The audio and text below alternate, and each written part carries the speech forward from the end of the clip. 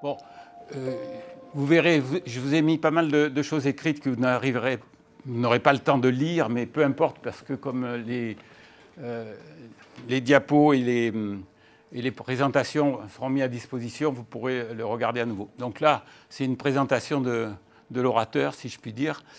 Et moi, j'ai un parcours de fonctionnaire. J'ai travaillé dans différentes directions départementales de l'agriculture et de la forêt. J'ai travaillé en administration centrale, y compris au ministère de la Recherche, ce qui m'a peut-être valu, une fois retraité, que d'anciens amis, Pierre Marsal notamment, me disent « Mais tu ne veux pas venir continuer à travailler un peu à l'Académie d'agriculture ?» Et comme j'ai dit oui, du coup j'ai été embauché. Voilà. Et j'ai eu une période, de 2010 à 2015, comme membre du Conseil économique, social et environnemental au titre de l'environnement. De quoi je vais vous parler?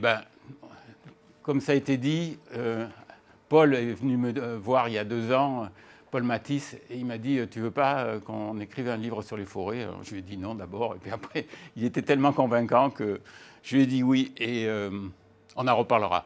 Je reparlerai aussi d'une association qui peut aider des contributeurs qui veulent justement participer tout de suite en finançant des plantations d'arbres. Je vous en dirai un mot également.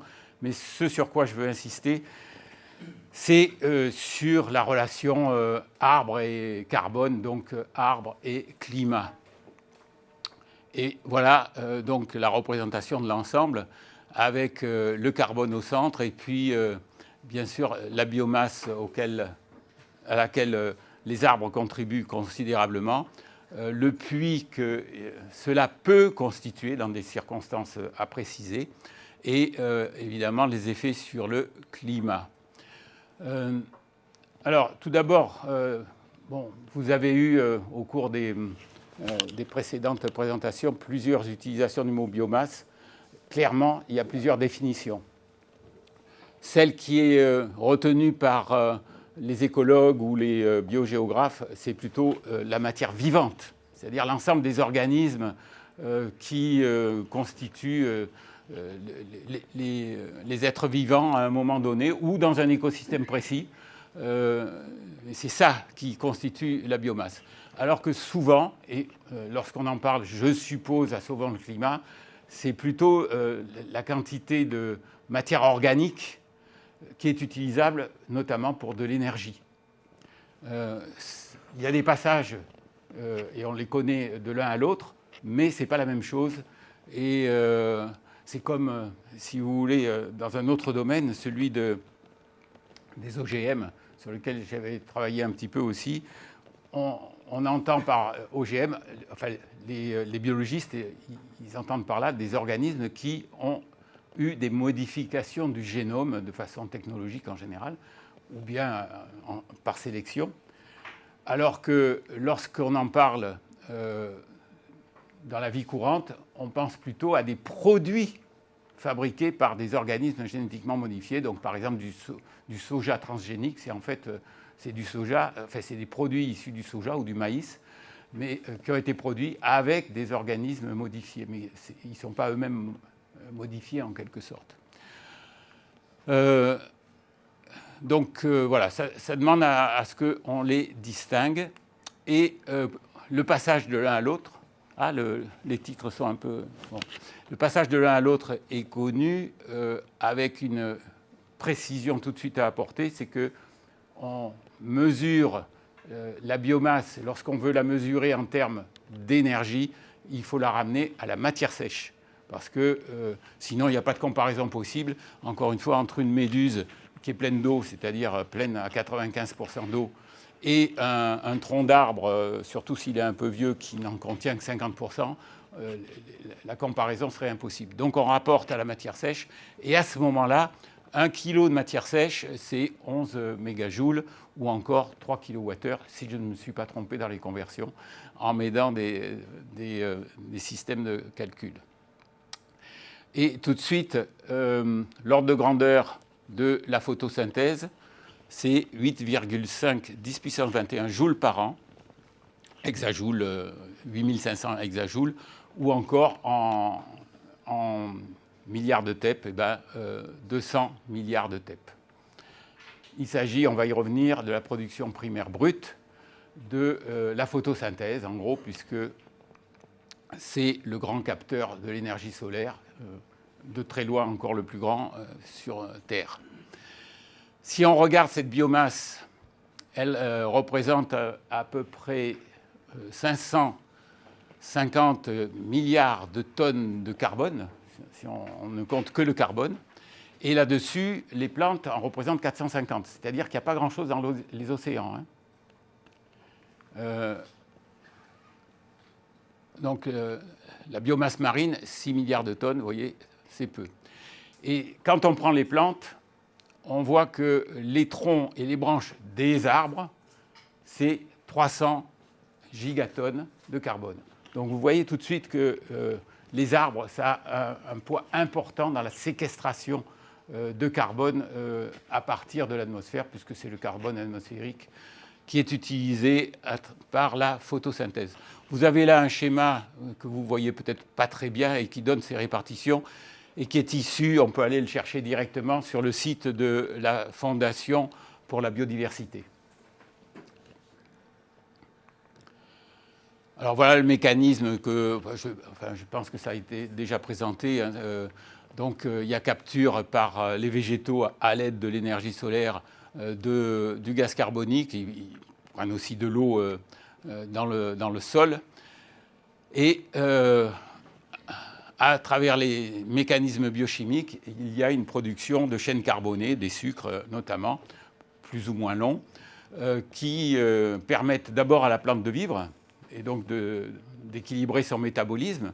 Et en vivant, les plantes rejettent à peu près la moitié de l'énergie qui a été captée et stockée par leur métabolisme.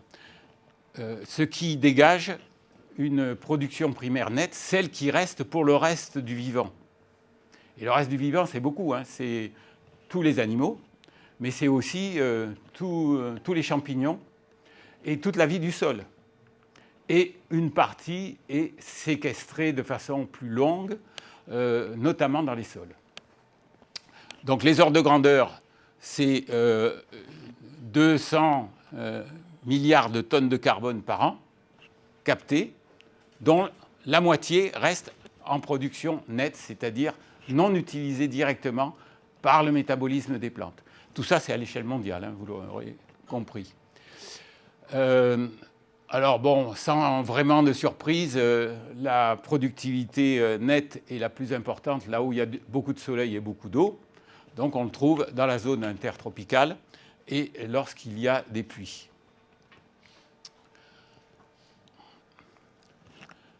Bon, il faut se rappeler, mais enfin bon, tout le monde l'a en tête, que tout ça, ça suffit largement à nourrir l'ensemble de la biomasse, l'ensemble des organismes vivants depuis la nuit des temps, si on peut dire. Et parmi tous les animaux, les hommes, pour se nourrir, se chauffer, se vêtir, s'abriter et même se déplacer. Voilà. Pour se déplacer, on a utilisé le bois depuis longtemps pour faire des bateaux. Et encore, il n'y a pas très longtemps. Et encore, moi, je navigue sur un bateau en bois. Mais même après le début de l'industrialisation, avec notamment l'utilisation, le développement de l'acier, etc., c'est encore le bois qui servait beaucoup dans cette phase d'industrialisation. Il faut avoir en tête qu'aujourd'hui encore, une part importante de l'acier est fabriquée avec du charbon de bois, notamment au Brésil. Donc, c'est pas fini, quoi. Et ceci a conduit à une utilisation excessive. Alors, l'Angleterre a été complètement déboisée depuis très longtemps, c'est reboisé depuis, mais c'est plus largement l'Europe de l'Ouest, vraiment de l'Ouest, et puis la Chine aussi a été surexploitée en matière forestière. On y reviendra d'ailleurs dans le livre que nous avons écrit, on a un peu consacré un chapitre à cette question. La notion même de développement durable, elle s'est probablement largement construite à partir de la gestion forestière. Les temps longs qui ont été évoqués par les intervenants précédents montrent que les humains ont été obligés de se coller à la compréhension justement de cette durée pour arriver à avoir des actes qui permettent une gestion forestière. Alors Colbert, ça a été pour avoir des mâts de bateau, et finalement on a fait des chaînes pour le déroulage, c'est-à-dire pour faire les meubles les plus coûteux et les plus prestigieux. On ne s'en est pas servi pour les mâts de bateau, mais on s'en sert encore aujourd'hui, ou bien pour les charpentes lorsque celles de Notre-Dame de Paris ont brûlé. Et ça a été également développé, cette question de la durabilité, dans l'exploitation industrielle des mines des monts métallifères. Et c'est Hans Karl von Karlowitsch, qui était chargé de la région minière des monts métallifères, qui a été bloqué à un moment, parce que bois de mine, plus les besoins de la population qui était venue pour l'exploitation des mines, donc besoin de se chauffer, etc., eh ben, il n'y avait plus assez de bois. Et donc il a écrit un livre dont je ne me rappelle plus le titre, ça doit être Silva Economica ou quelque chose comme cela, dans lequel les principes de la durabilité, c'est-à-dire en gros on ne prélève pas plus que le flux de production, ont été énoncés et ont été, donc ça au début du XVIIIe siècle quand même. Alors voilà un tableau que vous pourrez regarder à nouveau. Il est un peu vieux, il demanderait actualisation. Un peu vieux parce que les données... Alors ça a été un travail de thèse qui a été réalisé je crois en Suède et qui date des années 2000. Donc depuis quand même les choses ont évolué, mais enfin bon, ça donne quand même les ordres de grandeur. C'est les ordres de grandeur et l'utilisation, la répartition de l'utilisation de la biomasse prélevée. Alors là, c'est la biomasse au sens matière première, en quelque sorte, prélevée par l'homme, par les humains. Et toujours, c'est des chiffres globaux, c'est-à-dire au niveau mondial. Et alors, donc, il y a un code couleur qui vous donne là plutôt les aspects utilisation énergétique, y compris biocarburants, et les utilisations essentielles, hein, nourriture, voilà, et puis les autres utilisations, donc en bleu. Et on voit que, in fine, donc 5... alors, les chiffres, c'est en millions de TEP, donc 5 gigatep au total, et entre parenthèses, c'est en hexajoules. Donc, au total, un prélèvement, vous vous rappelez la production nette, hein, 100 gigatep, donc un prélèvement de 5% à peu près, 5 gigatep, et qui, on va revenir un peu sur le détail, ne sert que pour moins de 1 gigatep pour de l'alimentation. Vous voyez ?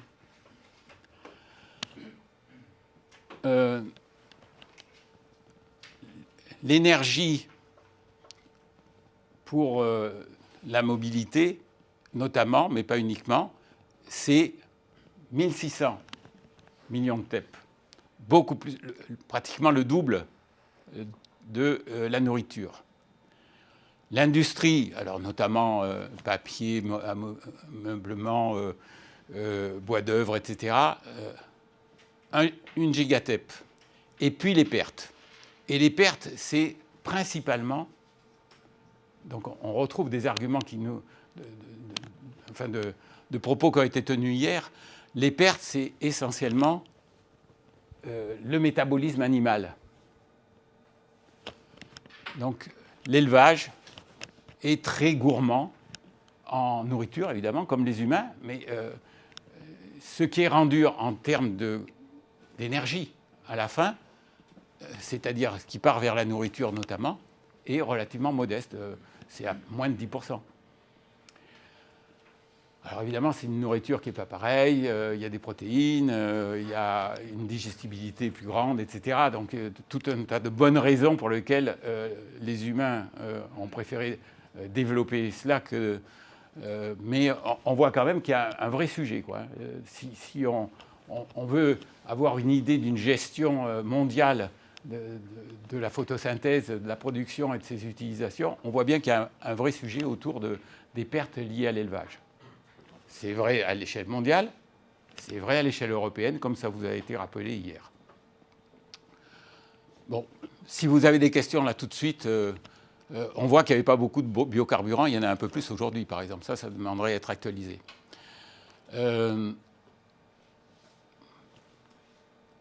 Pas de questions directement là-dessus. Oui. Quand même, oui, pardon. Vous direz que toute la production agricole passe par le rectangle industriel. Oui, non, mais ça, c'est une... Je suis entièrement d'accord. On se nourrit aussi de graines de blé. Mais bon, il a fallu quand même les passer dans une moissonneuse-batteuse, les trier, etc. Mais bon, vous avez raison. Une partie importante est consommée très rapidement. Oui, mais bon, on a simplifié aussi les schémas. Le schéma de thèse est beaucoup plus détaillé encore, mais bon, voilà. Alors, sachez que là, donc on le disait au début, 5% à peu près de la production nette. Le GIEC, quant à lui, il considère que l'influence humaine et la modification des écosystèmes sur la Terre est beaucoup plus large que 5%. De mémoire, c'est plutôt 30%. J'ai essayé de comprendre le décalage, mais j'ai interrogé plusieurs fois Valérie Masson-Delmotte, elle ne m'a jamais répondu là-dessus. Donc je ne sais pas vous dire pourquoi il y a un tel décalage entre ce qui apparaît dans ce travail-là, qui est solidement étayé, et puis les estimations du GIEC dans le rapport numéro 4 ou dans le rapport numéro 5. Voilà. Bon, ça c'est pour vous redire, enfin bon, la courbe de croissance du taux de CO2 dans l'atmosphère, vous la connaissez, vous avez dû la voir 36 000 fois déjà. Et celle-là aussi, vous devez la connaître. Hein. Mais vous voyez, en fait, elle a été présentée notamment par le vice-président américain lorsqu'il faisait la promotion pour prendre conscience du réchauffement climatique. Il y a une oscillation autour de la courbe d'évolution du taux de CO2 dans l'atmosphère. Et l'explication qui a été donnée par les études précises, c'est qu'il y a beaucoup plus de forêts et de plantes là où il y a le plus de continents, donc dans l'hémisphère nord, que dans l'hémisphère sud. Et donc, quand on est au printemps et à l'été de l'hémisphère nord, les plantes absorbent du CO2 et du coup, ils diminuent dans l'atmosphère. Donc, c'est suffisamment de façon importante pour que ça se voit sur les graphes. Donc, c'est un argument, une preuve supplémentaire, en quelque sorte, de l'articulation entre la biomasse vivante et notamment les plantes, parce qu'encore une fois, beaucoup plus importante que la photosynthèse même océanique, bien que les océans fassent plus de surface, et l'atmosphère. Et tout ça, ça a conduit à, pendant les millions et les millions d'années qui nous ont précédés, à du stockage. Et on a évidemment tout ce qui a été stocké par les arbres en décomposition d'abord et puis ensuite par du plancton, sous forme de charbon, lignite et puis de pétrole et de gaz. Et ça a été estimé à 12 000 milliards de TEP en ressources potentielles. Donc on est loin encore d'avoir tout utilisé. Donc moi, ça me laisse un petit peu perplexe sur ceux qui disent qu'on n'aura plus de ressources fossiles. En réalité, le vrai problème, c'est qu'il faut en laisser une grosse part sous terre si on ne veut pas que le climat avant devienne une contrainte très forte. Bon, on le reverra. Et puis encore avant, on en discutait tout à l'heure, juste avant la présentation, eh bien, ces colonies bactériennes qui avaient absorbé déjà des cellules photosynthétiques, les stromatolites, qui depuis 3,5 milliards d'années fixent du calcium, absorbent du CO2 rejette de l'oxygène qui, elle-même, envahissant l'atmosphère, avec les rayons cosmiques, ont pu être, sur la partie la plus haute, transformés en ozone, protégés du coup des rayons ultraviolets les plus durs et permettre à la vie de se rapprocher de la surface de l'eau et même de sortir, ce qu'elle n'aurait pas pu faire s'il n'y avait pas eu le film d'ozone stratosphérique. Bon, ça c'est un schéma qui est donné par le GIEC. Je m'appuie beaucoup sur les travaux du GIEC. Dans le rapport, ce n'est pas le dernier de 2023, mais c'était le précédent, donc AR5, et qui donne le détail, en quelque sorte, des échanges avec les explications de ces échanges. Mais en gros, ce qu'il faut en retenir, c'est que le solde d'échanges lié notamment à la végétation terrestre, c'est 3 gigatonnes de carbone par an en faveur d'une production nette, c'est-à-dire une séquestration. Mais évidemment, ça ne tient pas la route par rapport aux émissions liées à l'utilisation et à la combustion des combustibles fossiles qui représentent des émissions de 10 gigatonnes à peu près environ. Il y a d'autres chiffres qui circulent aussi, mais c'est ça que j'ai retenu, sans compter les émissions liées à la déforestation. Donc on n'est pas à la maille, donc le CO2 s'accumule dans l'atmosphère et dans les océans, et l'effet des gaz à effet de serre, le CO2 plus les autres, réchauffe déjà notre atmosphère. Alors, bon, c'est des choses qui sont maintenant connues depuis longtemps. On va dire, si on remonte à très loin, depuis Arrhenius, c'est-à-dire à la fin du courant du 19e siècle, mais de façon documentée depuis le milieu à peu près du XXe siècle, ce qui a conduit à la création du GIEC, ce qui a conduit à un certain nombre d'accords internationaux qui se sont regroupés, notamment à l'occasion du sommet de la Terre à Rio en 1992. Et on peut dire que l'intérêt pour l'évolution des forêts se retrouve à travers les 3 grandes conventions transversales de Rio en 1992.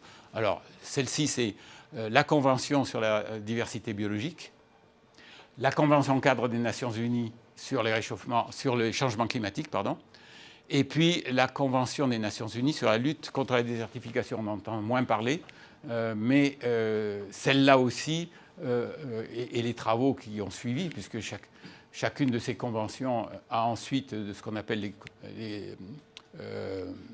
les COP, là, les comités des Conference of the Parties, voilà, annuellement ou de temps en temps plus espacés. Mais pour prendre la dernière, le constat a été fait par les parties de cette convention que le boisement ou le reboisement, c'était la façon la plus économique, la moins coûteuse de réhabiliter des terres et de ralentir l'évolution du désert. C'est bien ce qui a été dit là aussi hier par notre amie forestière, quand elle a rappelé le rôle visible maintenant des reboisements massifs qui ont été faits en Chine depuis 10 à 20 ans. Des mesures ont été proposées à l'échelle internationale et au niveau onusien. Alors, au niveau ONU, l'organisme en charge du suivi et de l'évolution des forêts, c'est la FAO, donc Food and Alimentation Organization, mais ils sont en charge des forêts également, d'abord au titre des ressources que recèlent les forêts, mais aujourd'hui également pour les autres aménités, notamment la séquestration du carbone. Donc le système ONU a mis en place des outils pour essayer de réduire la déforestation et éventuellement d'encourager des reforestations. Donc vous en avez entendu parler certainement, c'est REDD et REDD+.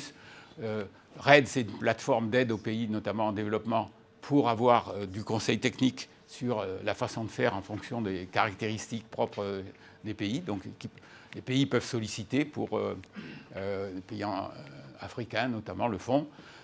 Et REDD+, parce que là, il y a en outre des aides financières qui peuvent être apportées de pays à pays mais qui s'appuie notamment sur le marché du carbone volontaire, enfin de la séquestration volontaire. Donc je m'appuie, comme je vous l'ai dit, sur les travaux du GIEC, avec un intérêt qui s'est focalisé de plus en plus, notamment sur ce qui se passe dans la gestion des terres de la part du GIEC. Avec déjà, et on va y revenir, une partie non négligeable dans le rapport qui avait été demandé lors de la COP 15 à Paris, qui a débouché sur l'accord de Paris. C'est la COP 21, excusez-moi, en 2015, voilà. Avec la demande d'un rapport pour dire mais qu'est-ce qui se passe si au lieu de 2 degrés on fait 1,5 degré, est-ce qu'il y a des différences? Ben oui, la réponse du GIEC, c'est ce rapport-là. Et puis du coup un rapport... On va accélérer. Du coup, un rapport spécifique sur les terres émergées qui est sorti en 2019.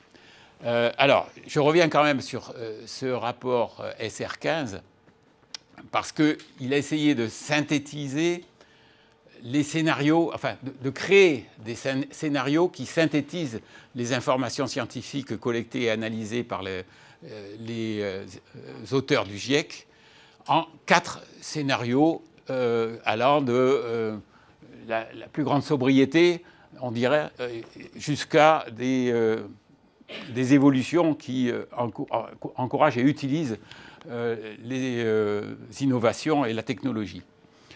Et ce qui est intéressant de voir, c'est qu'à la sortie, bon, toutes les trajectoires, ça ne vous étonnera pas, ne peuvent exister. Alors ça, c'est les trajectoires qui permettent d'espérer rester autour du 1,5 degré, pas de plus, à la fin du siècle. Il y avait d'autres scénarios, mais ceux-là sortaient du 1,5 degré. Donc 4 scénarios pour estimer comment on pouvait respecter l'objectif de l'accord de Paris, si possible, pas plus de 1,5 degré et en tout cas pas plus de 2. Et encore une fois, rien ne vous étonnera là-dedans. La première des choses, c'est que de toute façon, il n'y a aucun scénario possible s'il n'y a pas une réduction des émissions. Ça, c'est important de le rappeler, aussi bien à l'échelle mondiale, européenne que française. Il n'y a pas de solution sans une réduction des émissions de l'industrie, des transports, de l'habitat, de l'alimentation, etc. C'est un préalable sans lequel il n'y a pas de voie vers le respect des accords de Paris. Ce qui, et ça reboucle par rapport à ce qu'on disait, ce qui implique une sortie du charbon pour les 3/4, du pétrole pour beaucoup et du gaz au moins pour 50%. Et donc une utilisation accrue du nucléaire et des ENR et de la biomasse, ce qui apparaît dans ce rapport. Alors, ce qui apparaît aussi et qui est intéressant, c'est que pratiquement aucune des trajectoires ne se dispense de ce que moi j'appelle de la géo-ingénierie, même si ce n'est pas les trucs dans l'espace, etc.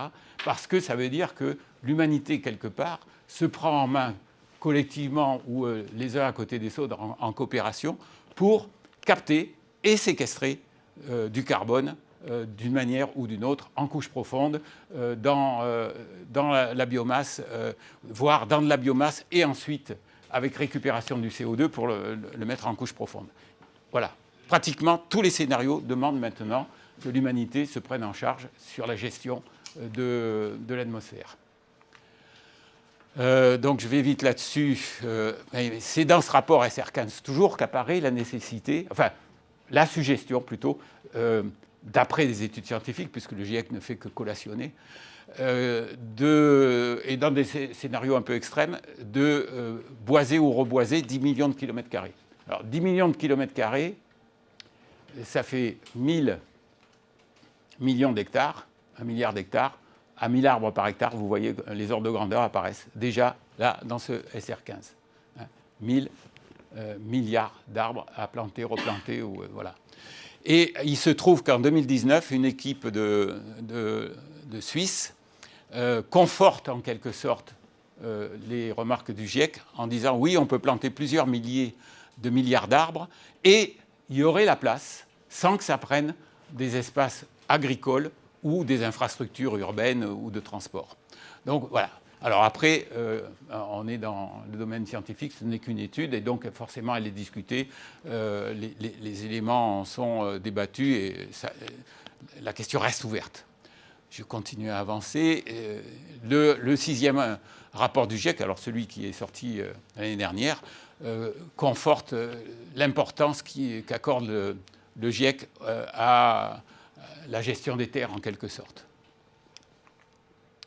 En France, il faut voir que, et il y a une étude INRAE qui a été publiée en 2021, c'est pas tellement dans les forêts, et d'ailleurs ça a été dit hier par nos amis forestiers, qu'on peut attendre d'avoir une augmentation de la séquestration, parce qu'il y a une bonne gestion forestière en quelque sorte, et on est déjà, dans les sols forestiers, on est déjà au taquet, et dans la gestion alors de la séquestration dans les bois, ça vous a été exposé, la raison pour laquelle ça a augmenté et que ça va augmenter un peu moins vite à présent.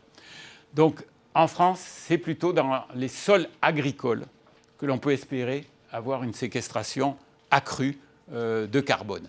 Et c'est pas rien, hein, c'est de l'ordre de 7% des émissions nationales, le potentiel. Alors il se trouve essentiellement dans les terres de grande culture, avec des pratiques qui permettent de séquestrer un peu plus de carbone dans les sols, et en agroforesterie. Quel effort cela pourrait demander ? Bon, là aussi je vais vite. On a une expérience à l'association dont je vous dirai 2 mots après, avec une soixantaine de projets, la moitié en France, la moitié dans le vaste monde. Et on a des coûts sur chaque projet de la plantation d'arbres, qui vont de quelques euros au Togo, ça fait 2 euros, jusqu'à des plantations dans les pays industrialisés comme la France ou bien le Canada. Là, c'est quelques dizaines d'euros.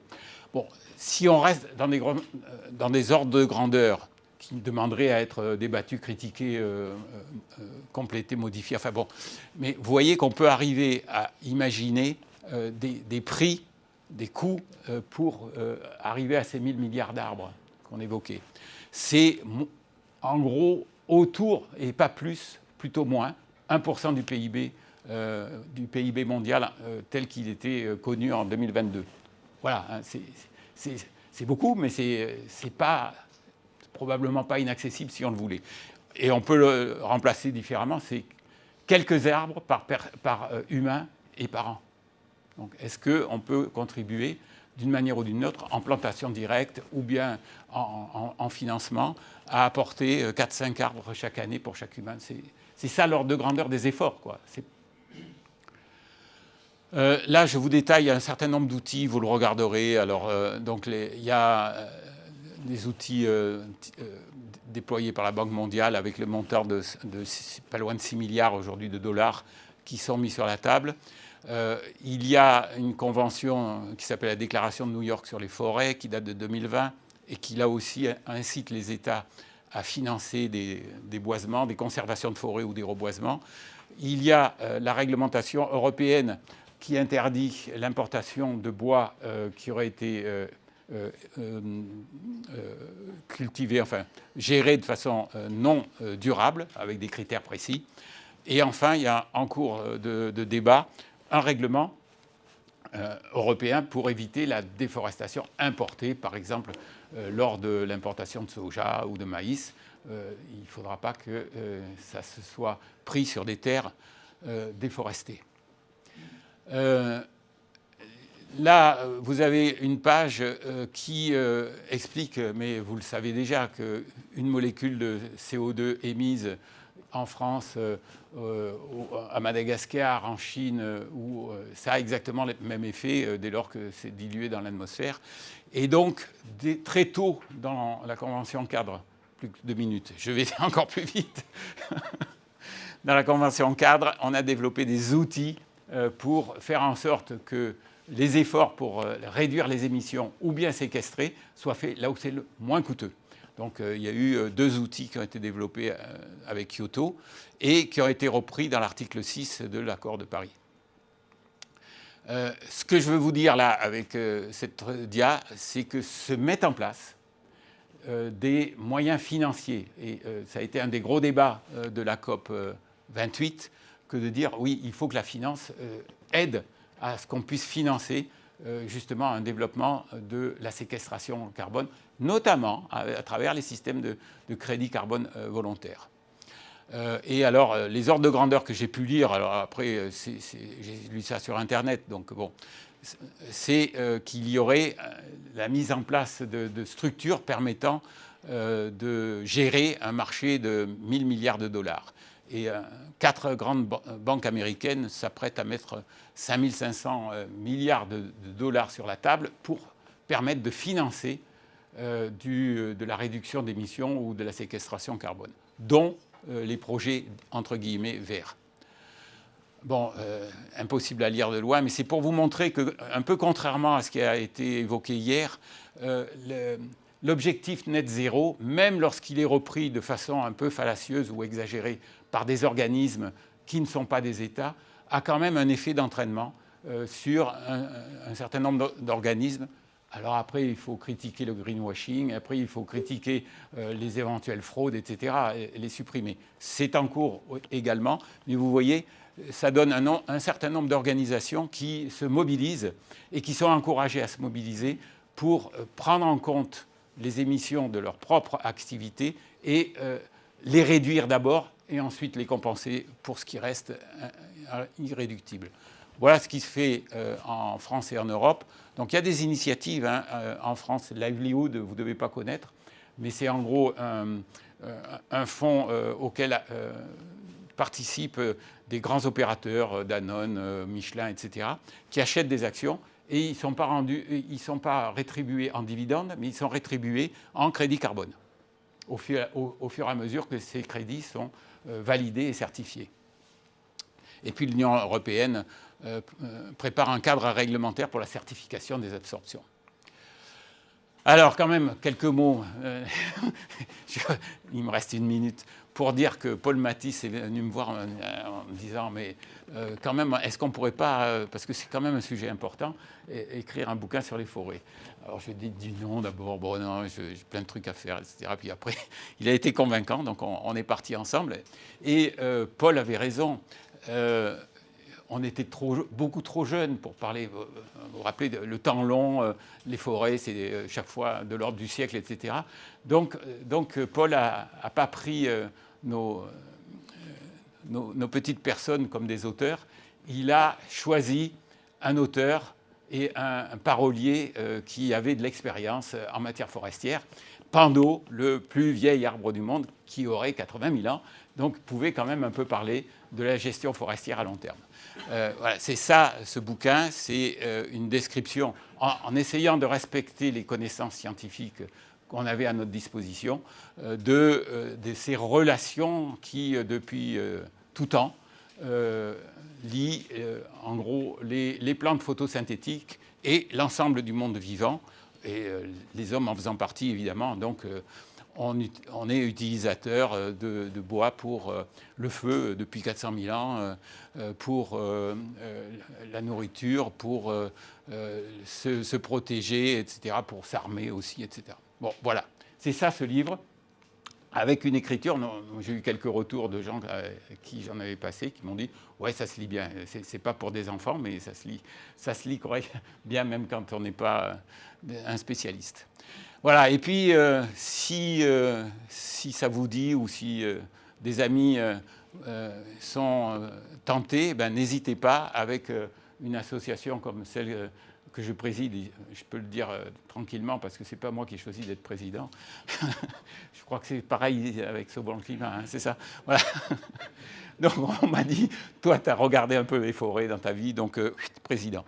Donc voilà, l'activité depuis 7 ans aujourd'hui.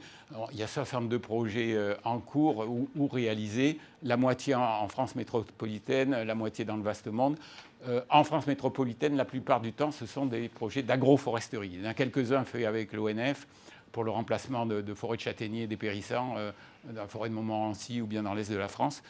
Mais beaucoup sont en agroforesterie. On a un comité scientifique qui est indépendant, avec des gens qui viennent de l'IRD, Institut de recherche en développement, du CIRAD, ou bien de l'université. Et sans leur aval, aucun projet ne peut rentrer sur notre plateforme. Donc il faut... Et ils regardent l'ensemble des aménités, hein, ce n'est pas le carbone uniquement, loin s'en faut. C'est encore plus la biodiversité, c'est aussi le régime des eaux, c'est également l'érosion des sols. Et puis c'est surtout, en premier chef, est-ce que ça intéresse les populations locales, quoi. Parce que sinon, il n'y aura pas de pérennité pour les projets. Donc quand c'est au Togo, ben, ça va être la communauté locale.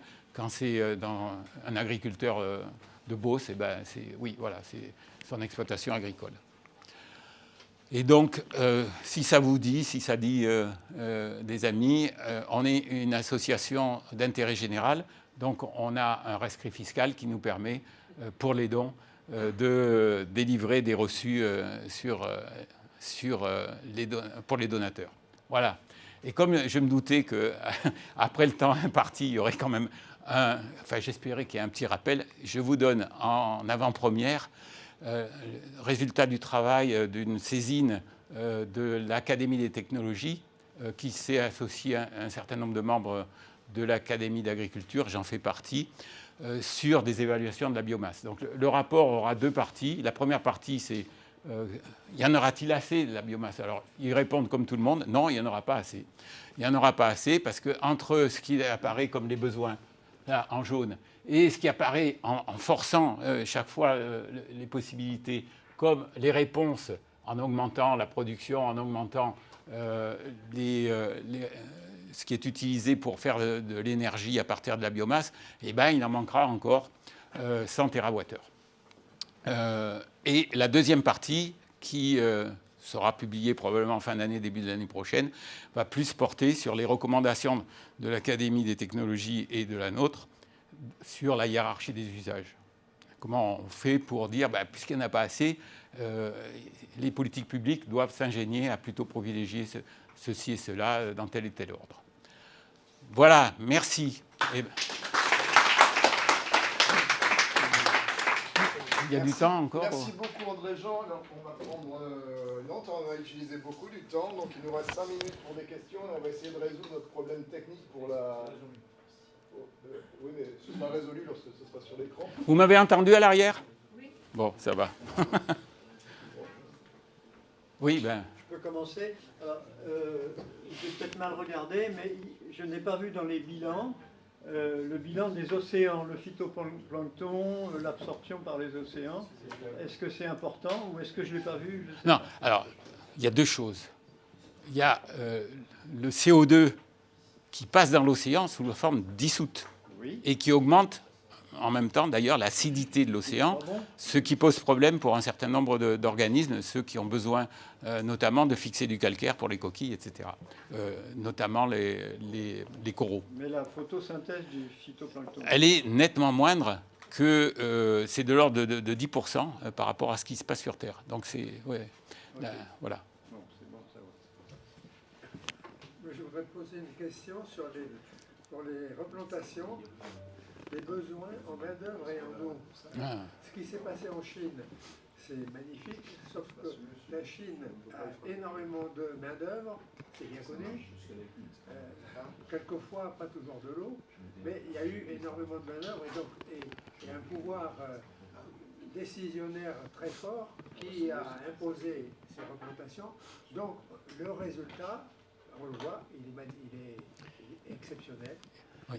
Alors, en France, est-ce qu'il y a des évaluations des besoins en main-d'œuvre et éventuellement en eau pour faire des replantations significatives? Alors, la question de l'eau, elle est cruciale, certainement. Je n'ai pas la réponse. Sur la main-d'œuvre, je dirais que la réponse peut se faire en coût, puisque nous, on a quand même rien que nous, et je veux dire, il y en a tellement d'autres, une trentaine de projets qui se sont réalisés en France avec les moyens, entreprises, main-d'œuvre, etc., françaises.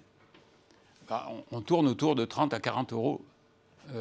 L'arbre pérenne, c'est-à-dire l'arbre qui existe encore au bout de 3 ans, voire au bout de 5 ans. S'il a dépéri ou s'il a été bouffé par les chevreuils, on le remplace. Donc c'est des arbres qui existent, on va dire pas de façon durable encore, mais de façon de plusieurs années. Donc voilà le type d'effort. Et même avec ce type d'effort chiffré en coût, on arrive à moins de 1% du PIB. Est-ce qu'on peut le faire ou pas? Voilà. Quel est le potentiel? On n'a pas chiffré le nombre de personnes qu'il fallait, mais... Non, mais voilà, mais le potentiel en arbre que l'on vise à replanter en France, c'est le président de la République qui a endossé un objectif de replanter 1 milliard d'arbres. Bon, à mon avis, ça va se faire. Ah bon, d'accord. Oui, ça va se faire. Parce que c'est évalué, y compris dans des zones qui sont en train de dépérissement forestier qui vous ont été présentés hier. Il y aura des remplacements. Alors, des fois, ça ne sera pas de la plantation, ça sera peut-être du semi-protégé, voire à partir de souches d'arbres feuillus, on sélectionne des rejets, etc. Donc, il y aura les différentes techniques forestières qui seront utilisées, mais ça va se faire, oui. 1 milliard d'arbres en France. Une question au fond, et on va s'arrêter.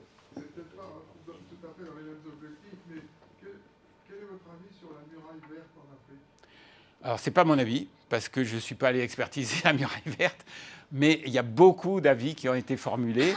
Il y en a beaucoup qui considèrent que c'est un échec, mais il y a quand même eu des zones qui ont été effectivement plantées. Je pense notamment en Éthiopie et en particulier dans la région du Tigré, qui ont eu des résultats, c'est-à-dire qu'au bout d'un certain nombre d'années, et pas forcément très longtemps, une dizaine d'années ou 15, eh bien, il y a eu des sources qui avaient existé auparavant et qui sont revenues.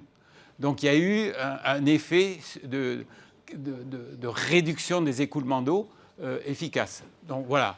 Mais c'est sûr que dans la zone vraiment du Sahel, qui était visée par la Grande Muraille Verte, il y a tout un tas d'endroits et de pays où les plantations ne se sont pas faites ou bien se sont mal faites et du coup qui occasionnent des critiques sur la réalité de la Grande Muraille Verte. Merci.